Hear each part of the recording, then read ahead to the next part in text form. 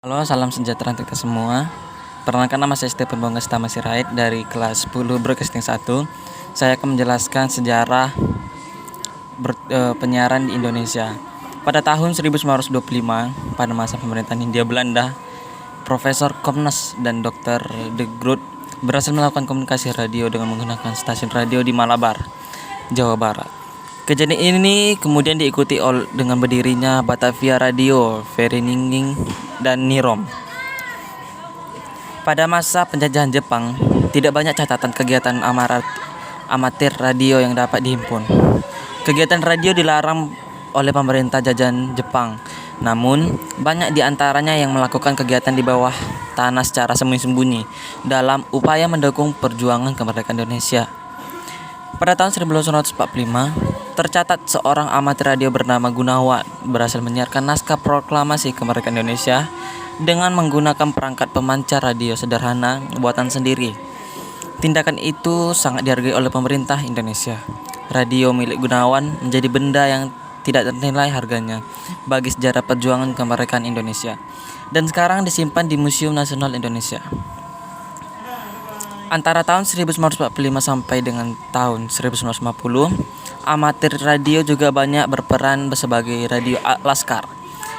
Periode tahun 1950 hingga 1952, amatir Indonesia membentuk PARI dari singkatan Persatuan Amatir Radio Indonesia.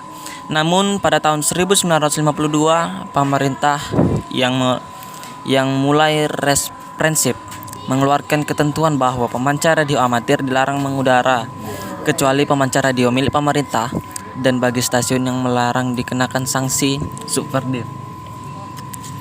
Tahun 1966 mengudara radio Ampera yang merupakan sarana perjuangan Persatuan Aksi dalam Perjuangan Orde Baru. Muncul pula berbagai stasiun radio laskar Ampera dan stasiun radio lainnya yang melakukan kegiatan penyiaran. Stasiun-stasiun radio tersebut menamakan diri sebagai radio amatir. Pada tahun 1966 sampai 1967, di berbagai daerah terbentuklah organisasi-organisasi amatir radio. Pada tahun 9 Juli 1968, berdirilah sebuah organisasi yang disebut Organisasi Radio Amatir Republik Indonesia atau ORARI. RRI. Rapat yang dihadiri para tokoh yang sebelumnya aktif mengoperasikan beberapa stasiun radio Jepang sepakat mendirikan Radio Republik Indonesia atau RRI pada tanggal 11 September 1945 di 6 kota. Rapat juga sepakat memilih Dr. Abdurrahman Saleh sebagai pemimpin umum RRI yang pertama.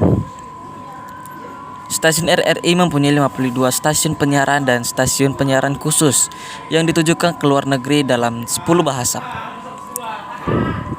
Kecuali Jakarta, RRI di daerah hampir seluruhnya menyelenggarakan siaran dalam 3 program, yaitu program daerah yang melayani segmen masyarakat yang luas sampai pedesaan, program kota atau Pro 2 yang melayani masyarakat di perkotaan, dan program 3 yang menyajikan berita dan informasi news channel kepada masyarakat luas. Televisi. Siaran televisi di Indonesia dimulai pada tahun 1962 saat TVRI menayangkan secara langsung upacara hari ulang tahun kemerdekaan Indonesia yang ke-17 pada 17 Agustus 1962. Siaran itu masih terhitung siaran percobaan.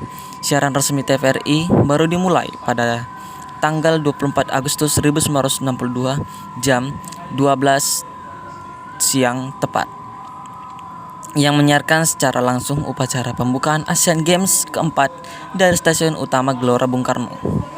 Sejak itu pula televisi Republik Indonesia yang disingkat TVRI dipergunakan sebagai panggilan station call hingga sekarang.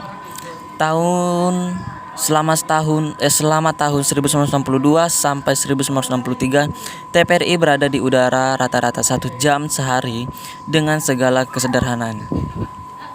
TVRI yang berada di bawah Departemen Penerangan pada saat itu, kini siarannya sudah dapat menjangkau semua rakyat Indonesia yang berjumlah sekitar 210 juta jiwa. Sejak tahun 1989, TVRI mendapatkan saingan siaran televisi lainnya, yakni Raja Wali Citra Televisi Indonesia atau RCTI, yang bersifat komersial. Secara berturut-turut berdiri stasiun televisi Surya Citra Televisi atau CTP, Televisi Pendidik Indonesia atau TPI, Andalas Televisi atau NTV, Indosiar, TV7, La TV, Metro TV, Jak TV, Bali TV, dan lain-lain. Televisi merupakan medium favorit bagi para pemasang iklan di Indonesia. Media televisi merupakan industri yang padat modal, padat teknologi, dan padat sumber daya manusia. Namun sayangnya, kemunculan berbagai stasiun televisi di Indonesia tidak diimbangkan dengan tersedianya sumber daya manusia yang memadai. Demikian penjelasan tentang sejarah penyiaran di Indonesia. Sekian dari saya, Stephen Bongas. Terima kasih.